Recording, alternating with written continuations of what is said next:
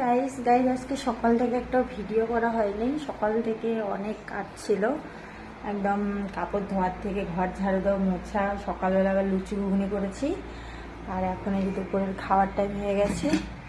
এরকম ভাত অর্ধেক মানুষ খাওয়া হয়ে গেছে বাড়ি, শুধু মামা আমার আমি বাকি আছি। আর এদিকে সজনা ডাঁটা দিয়ে ডাল করেছি, দেখাচ্ছি ডালটা একটু ঘেটে।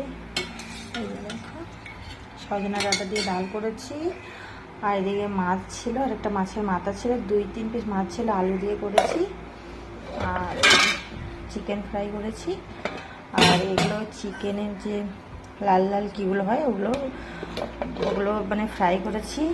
এইদিকে দেখো আমের চাটনি করেছি। আর এই যে দেখো বিট ভাজা। আর এই দেখো মাম্মাম এখানে খেতে বসেছে।